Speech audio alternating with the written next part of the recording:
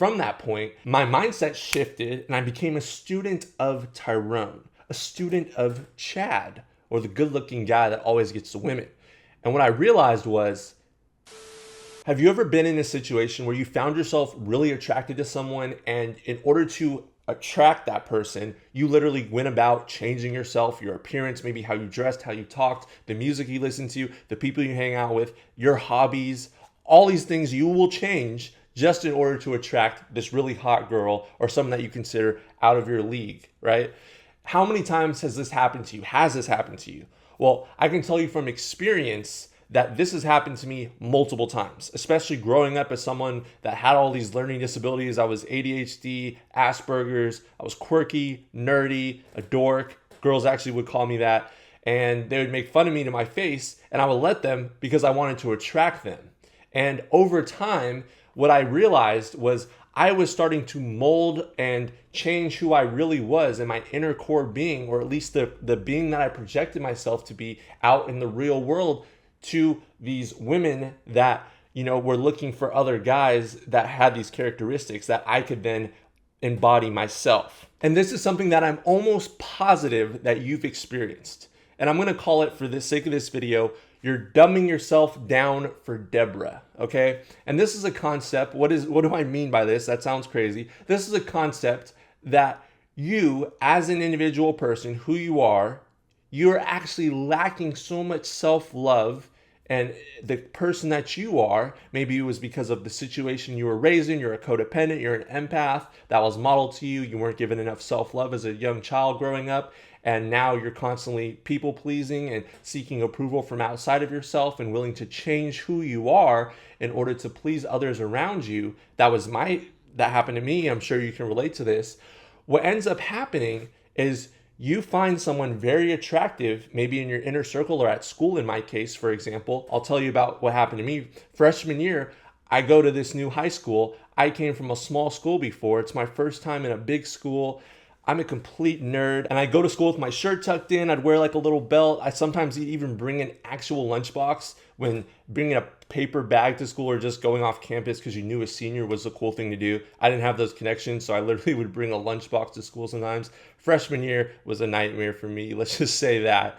So this is me going in freshman year, and because I have this codependence thing where I need people's approval and I want things that are constantly just out of reach, but I really wanted them, I would always try to go after women or girls at the time that were out of my league, so to speak. So I remember, for instance, there was this girl in my art class that I really had a fat crush on. A lot of people actually found her attractive. She was pretty popular. She was like one of the dancers too in the school. And I was just like, you know what? I really want to date this girl. And I knew that I probably would end up not dating her, but I just had this hope of like, give me a chance. Like, I'll be so awesome for you, especially because I saw the guys that she was dating and attracted to. And I was like, I could do way better than these guys.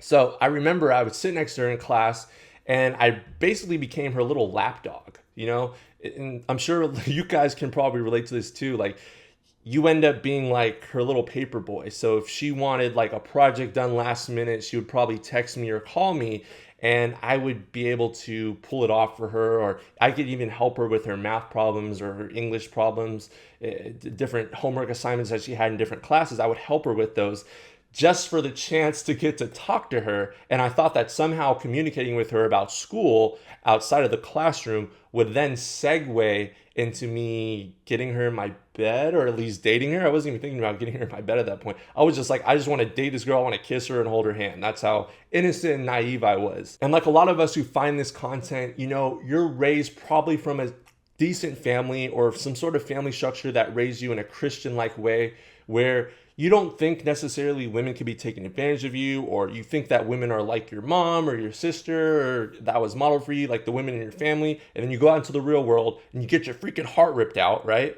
And it changes everything for you. And you could possibly, like I did, go down a very dark, depressing path after, find this community.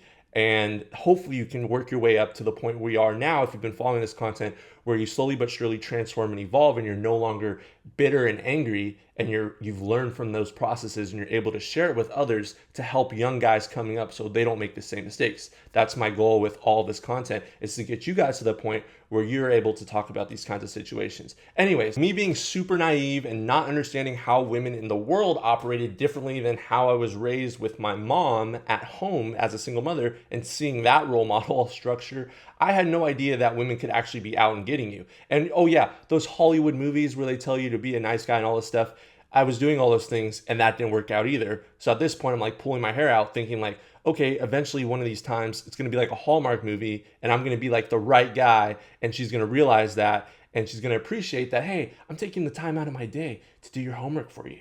I'm taking the time out of my day to constantly help you on tests, to constantly just be that guy that you tell your problems to. But guess what? It never happens. And we're going to get to that. So me being this girl's homework nerdy little lapdog goes on for a while. Like it's about 5-6 months. We're like halfway through the school year. And I finally muster up the courage to pretty much ask her out on a date, even though I knew she already knew that I liked her.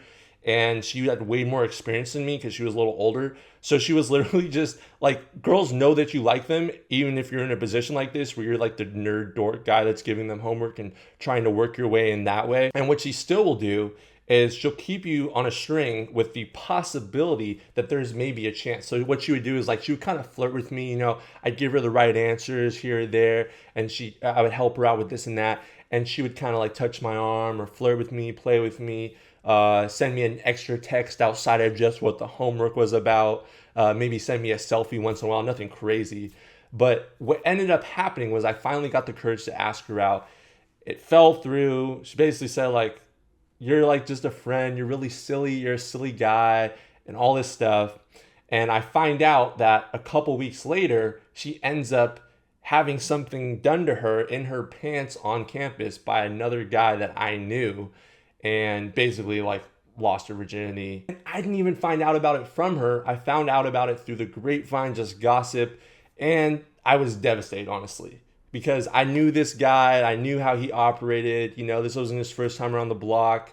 Even though he was my age too, he was way more experienced, not a nerd, actually barely showed up to school.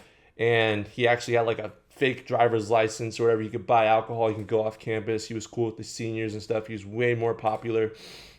And for him to just pop in for, you know, like maybe a week after meeting her, and this is just one of the girls in his rotation, to just take her virginity like that, move on to the next girl, dump her, leave her really sad and just crying to me during class and then after class about what this guy done, after I literally poured it on for months at a time, just being the nicest guy ever in order to possibly have the chance to hold her hand and walk with her to class, or spend some extra time outside of tutoring just to, you know, go get ice cream or go to the movies.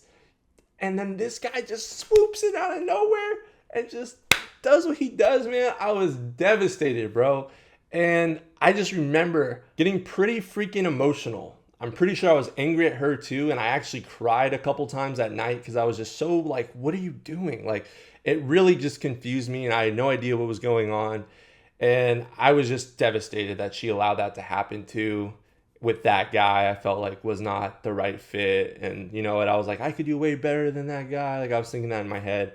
But I was really just a homework runner boy. You know, I was just the nice guy that was always there as the lapdog. So what I did, and maybe this is because I have Asperger's and ADHD, was I hyper focused on psychology a little bit. And this was like my early days of getting into psychology. And I hyper analyzed the type of guy that was and why he was so successful with hooking up with all these girls. So over time, what I did was, because I had such an analytical mind, was I was like taking note of everything, not like a stalker, but like I would just pay attention to like those types of characteristics and guys like that.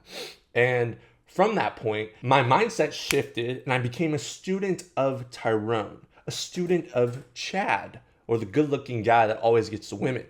And what I realized was, those types of guys, they dress a certain way, they act a certain way, which is really, they don't care. They have a take it or leave it attitude. And you know what? They just do their own thing and they're just authentically who they are. A lot of them are also narcissists and they come from pretty bad home environments where they've had to grow up really quickly. And unfortunately, there's good characteristics in that, which we'll talk about. But what I picked up on was kind of the bad characteristics and trying to shift who I was, which is an empath, someone really emotionally open and vulnerable and kind-hearted and big-hearted. I grew up in a Christian family, and I started to switch my values and change myself in order to gain the attraction from these women that I thought were attracted to this one type of guy. And I literally shifted how I dressed, the music I listened to, the cars that I drove, the way that I behaved. Everything in my life began to transition over to this person that was a facade, this bad boy image that I thought would give me more validation and attention and approval from those types of women. Because what you'll notice, and what I noticed a lot growing up as the nerd dork in the background, was women that are very attractive in school don't pay attention to you, or if they do, it's like you're just a friend. You can be a friend. You can be like the most attractive girl's best friend, right? But you're never going to get anywhere with that. I mean, later on you will when you're successful. But in school, no, you're not. You're going to have to wait your turn or whatever behind all these guys that really don't care about much and they're just doing their own thing. They're bad boys. And because over time, what I've observed was that all the beautiful, really attractive girls were into this one type of sort of bad boy characteristic type of guy. And I began to transform who I was into that bad boy image. But it was really just a facade just to attract those women. And what I want to tell you guys is, yes, that can work up to a certain point, but that's not you being truly, authentically yourself. And while there are good characteristics that the quote unquote bad boy has, like he doesn't give an F about what people think about him, he does his own thing, he's pretty confident in himself, that might be narcissism. Those are things that are positives that you can take away that I think you actually should incorporate into your life, besides the narcissism part. But you should be self-confident and believe in who you are and stand firm in your belief and not give an F about what other people think about you, and just do your own thing because you want to do your own thing and you want to live an awesome freaking life, right? You should take away those kinds of things. But unfortunately, what I realized was I was adopting all the bad characteristics. Like, I started changing what the music I was listening to. I started listening to rap music, hip hop all the time. Just dressing differently, dressing a little sloppier, showing up late, kind of not caring as much about the grades I got, hanging out with different people, trying to be cool and fit in, right? When that wasn't me. And anyone that's in those inner circles, if you get around people that grow up in that and you're pretending, they'll know that you're not a part of that. Like, they'll know you're not about that life. So what I really want to hammer home in this video to anyone that's going through this, or anyone that has gone through this in the past and can relate to this, is the fact that starting right now, just embrace and love who you are. Whether you're quirky, nerdy, or dorky like I am, and like I've been in the past, embrace that. You know what?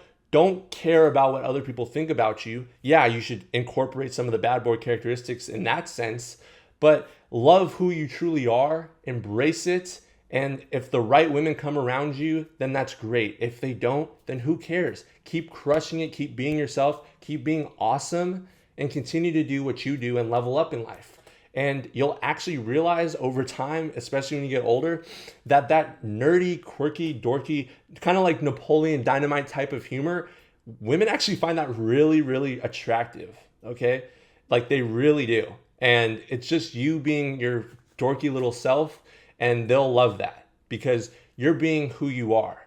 And a lot of these other people, and this is not like to compare yourself, like, this is what other people are doing, you're so cool, you do this. No, what I'm saying is, a lot of people walk around with a total facade of, what they see in movies, what they see on Netflix, what they see these celebrities doing, and you're just being you at the end of the day. You don't look to other people to shape who you are. You just stay congruent with your true inner core self, and that's extremely attractive. And you have that in you. Let it shine. Don't care about what other people think, and just keep being great, keep being awesome. I love you, and realize that your authentic self, who you are, is okay. Don't try to change for anyone.